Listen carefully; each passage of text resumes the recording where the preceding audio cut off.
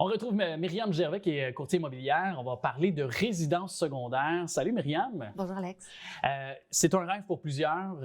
En tout cas, pour moi, c'est un rêve un jour de posséder un chalet, résidence secondaire, on peut appeler ça comme on veut. Quelles sont peut-être les choses tout d'abord à surveiller lorsqu'on veut se porter acquéreur, par exemple, d'une deuxième résidence? Bien, on va commencer par le commencement parce que j'ai des gens aussi, j'ai des clients des fois qui me disent nous, on a 20 ans, 21 ans, on a une mise de fonds. Notre but, c'est d'investir pour aller chercher des portes. Donc, la résidence secondaire, ça rentre là-dedans aussi. Alors, pour quelqu'un qui aurait déjà une propriété, donc ça peut être quelqu'un qui vient d'acheter ou quelqu'un que ça fait déjà plusieurs années, même que l'hypothèque est payée. Dans tous les cas, il y a moyen de faire quelque chose. Parce qu'on peut aussi y voir un avantage fiscal de se porter acquéreur d'une deuxième résidence, alias un chalet si on veut. Là. Tout à fait. Dépendamment du besoin, moi, ce que je regarde, exemple, quelqu'un qui veut un chalet. Est-ce qu'on veut un chalet pour la chasse? Est-ce qu'on veut un chalet pour pas trop loin de la maison pour les fins de semaine? Est-ce qu'on veut vraiment un chalet pour le lac, pour exemple le bateau? Est-ce qu'on veut un chalet pour de la location à court terme, la fameuse Airbnb, ou la location à long terme, donc un locataire qui est là plus que 30 jours. Donc ça, c'est toutes des choses dépendamment du projet qu'on regarde. Parce que puis, tu soulevais le fait de, par exemple, le style Airbnb, mais de plus en plus, les municipalités réglementent le tout. Donc, c'est important, j'imagine, de regarder, mais aussi de se protéger déjà même avant d'acheter. Là. Oui. Bien, c'est sûr que si le projet, exemple, c'est de louer un chalet pour le mettre Airbnb, bien, la chose numéro 1 à vérifier, ça va être au niveau de la ville, les règlements. Est-ce que la propriété est dans un secteur où la ville, ou peu importe... la région, là. Peu importe l'adresse où vous êtes, est-ce qu'on a le droit de le faire? Parce que non seulement il faut que la municipalité puis la ville municipalité ville, c'est pas mal la même chose. Oui, exact. Il faut que les deux acceptent. Puis, il faut aussi qu'au Airbnb, on enregistre la propriété, qu'on ait le permis. Il faut que les assurances également acceptent parce que, bon, plus on fait de la location à court terme, plus le risque au niveau des assurances est grand. C'est-tu même dans le contrat de vente également? Est-ce que ça faut que ce soit spécifié aussi? Bien, exemple, toi, tu me dis, Myriam, je veux un chalet puis je veux absolument faire du Airbnb avec. Nous, ça va être une condition de la promesse d'achat à ce qu'on vérifie les documents que c'est possible. Okay. Et là, pas juste à la ville, mais aussi avec Airbnb, parce que lorsqu'on est client Airbnb, on n'a pas le droit d'être à 500 mètres des autres. Donc, même si tu veux avoir ton permis, si ton voisin fait du Airbnb parce qu'on est dans un secteur où on a le droit et ils sont de plus en plus rares, bien, on n'est pas mieux barré. Oui, c'est ça. C'est ça. Et d'ailleurs, j'évoquais le fait qu'il y avait un des avantages fiscaux qu'on peut avoir. Puis je ne veux pas trop entrer dans les technicalités parce que là, encore là, ça prend un bon fiscaliste puis qui pourra nous aider. Mais il y a quand même un avantage aussi sur le plan monétaire duquel on peut se porter acquéreur d'une deuxième résidence. Là. Si on est déjà propriétaire, par exemple, d'une deuxième résidence. Tout à fait. Donc, quelqu'un qui aurait déjà une propriété qui voudrait acheter une deuxième pour la louer, donc on peut aller hypothéquer notre première. Donc, c'est sûr que si on est un premier acheteur et que ça fait 3 mois qu'on a acheté, peut-être pas le projet idéal. Mais aussitôt que notre contrat arrive à terme d'hypothèque, donc si on a signé pour 3 ans, 4 ans, 5 ans, 1 an, peu importe. Si on veut renégocier. Là. Lorsqu'on arrive à la renégociation, dans le fond, normalement, si on a un taux fixe, il y a du capital qui va être payé. Donc, au renouvellement, normalement, dans une situation standard, on va avoir moins à payer que ce qu'on avait au départ. C'est sûr que si on avait un taux variable, qu'on n'a pas ajusté nos paiements, ça se peut qu'on ait plus, qu'on doive plus à la fin. Donc, il faut faire très attention. Ça, c'est une situation qui pourrait arriver là, à des gens. Là, fait que vérifier ça. Mais sinon, si, exemple, on a une maison payée qui vaut 400 000, la banque va nous prêter 80 du 400 000. OK. Donc, de la valeur de notre première résidence. Oui. Okay. Qui n'est pas déjà hypothéquée. Donc, si, exemple, la maison vaut 400 000, on a encore 100 000 d'hypothèque, bien, ils vont nous payer 80 de 300 000. Intéressant. OK. On s'entend, 80 de 400 000, ça commence à faire pas mal de sous. Alors, on peut prendre cet argent-là pour faire des rénovations à la maison, si elle en a besoin, des améliorations, pour aller augmenter la valeur de la maison.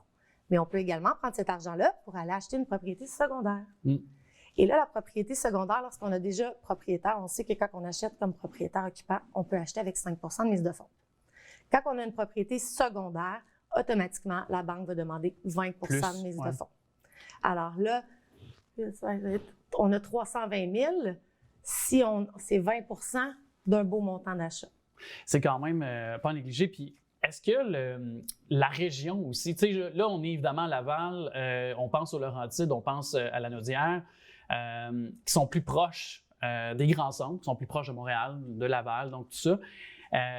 est-ce que c'est vrai? Moi, j'entends dire ça autour de moi, que si on va un petit peu plus loin, par exemple, on s'en va en Mauricie, qui est un petit peu plus d'heures de route, ou un peu plus loin au Québec, les prix devraient aussi être en considération plus bas. Donc, peut-être une option, si jamais on n'a pas nécessairement un portefeuille aussi garni que d'autres, ça peut être une option également de faire un peu plus de route, puis peut-être trouver des meilleures affaires, j'ose dire comme ça, là, en parenthèse. Est-ce que c'est une option également? Les besoins dépendent toujours de l'investisseur. Donc, si on est quelqu'un qui veut être proche de son investissement puis qu'on habite à Montréal, de s'en aller en Mauricie, peut-être pas la meilleure idée pour eux. Oui, ils vont peut-être trouver des choses moins chères, mais en même temps, est-ce que la location va être aussi bonne? Moi, quand j'ai des investisseurs, ma question, c'est tout le temps, tu sais, dans ton scénario, là, mettons que dans la vie, il ne faut pas planifier un plan. Il faut planifier que notre plan ne fonctionnera pas. Fait que dans le pire, là, si tout ce que tu as prévu ne fonctionne pas, est-ce que tu continues ou on vend? Oui, mais encore là, est-ce que ça ne dépend pas de ce qu'on veut faire aussi? Là, on a parlé de plusieurs possibilités, c'est-à-dire soit de faire un Airbnb, donc si on est plus loin, on a moins accès à notre location, moins le contrôle, mais si on veut l'avoir pour nous, notre famille, l'agrément, le plaisir de se retrouver l'été en bonne compagnie puis de profiter de vacances, donc est-ce qu'encore là, si c'est un peu plus loin, ça ne vient pas nécessairement dans la même tangente ou c'est peut-être moins problématique que si c'est juste pour à titre personnel qu'on veut. Tout dépend de la situation où on est. Dans l'exemple que j'ai donné tantôt, là, il reste 400 000, mettons, il n'y a plus d'hypothèque, fait qu'on a 320 000 à mettre ailleurs. Mettons que notre maison est payée, elle ne nous a jamais rien coûté. On décide d'acheter avec notre 320 000 un chalet à 320 000. Là, on a quand même du jeu. Si on veut aller plus loin pour moins cher parce qu'on ne veut pas dépasser le 200 000, on peut. Mais là, on arrive avec un chalet qui n'a pas d'hypothèque. Fait que là, ce chalet-là, il est bien moins stressant s'il n'est pas loué. Que si tu achètes un chalet à 600 000 puis que là, tu as 280 d'hypothèque, quand il n'est pas loué, bien là, tu as le 400 000 toi, à payer au complet. Oui, littéralement. Fait que ça dépend aussi de la gestion du risque. Tu sais, un client qui aurait un bon revenu ou plusieurs sources de revenus, bien oui, c'est pour ça qu'à la base, j'ai des clients justement dernièrement, ils sont magnifiques. C'est deux jeunes garçons qui étudient en finance. Ils ont chacun 22 ans. Les deux se sont ramassés là, un bon 25 000 de mise de fonds. Puis, ils veulent acheter un condo ensemble. Ils n'ont jamais l'intention de l'habiter, c'est vraiment pour investissement. Fait que ce qu'on cherche, c'est des condos qui sont depuis longtemps sur le marché, avec le plus petit prix d'achat possible, une belle mise de fonds, puis qui a un cash flow le plus proche du positif. Mais eux, ils se disent quand même bien que lui puis moi, ça nous coûte 200 pièces, mettons 100 pièces chaque par mois pendant 5 ans. Bien, dans 5 ans, on va reprendre ça puis on va s'acheter chacun un condo. Exactement. C'est une stratégie pour investir par la suite. Est-ce que, en terminant, est-ce qu'on doit, quand il est question d'une deuxième résidence, ce qui est important de regarder aussi au niveau peut-être d'assurance, on parlait d'hypothèque, mais au niveau de l'assurance, il y a sûrement des choses à valider aussi. L'assurance, là, si c'est une assurance pour nous, une résidence secondaire, c'est différent d'une propriété principale parce qu'on n'est pas toujours là. Donc, le risque est plus grand. Si on loue à long terme, c'est une assurance aussi avec plus de risques, c'est des locataires. Si on loue à court terme, c'est une autre assurance. Et là, c'est les niveaux d'assurance. Alors, chacune augmente au niveau des prix et du risque. Fait que, si on fait du Airbnb, ça peut nous coûter 3, 4, 5, 6 000 d'assurance par mois. Il faut s'assurer que notre prix comprend les assurances, l'hypothèque, les frais d'entretien, les frais de bris, tout ça. Là, fait que, tu sais, on pense, oui, il y a beaucoup d'argent qui peut être généré, mais il y a beaucoup de dépenses. C'est ça aussi. Puis sur le plan de l'héritage, hein, si jamais il faut coucher ça sur testament, protéger nos actifs, on le sait, s'il arrive quoi que ce soit. Ce sera pour une autre conversation. Parce que juste avant de finir, en 20 secondes. Si on fait du Airbnb, la maison aussi, lorsqu'elle est vendue, elle peut devenir taxable. Donc, toujours y penser. Merci beaucoup, Myriam. Merci.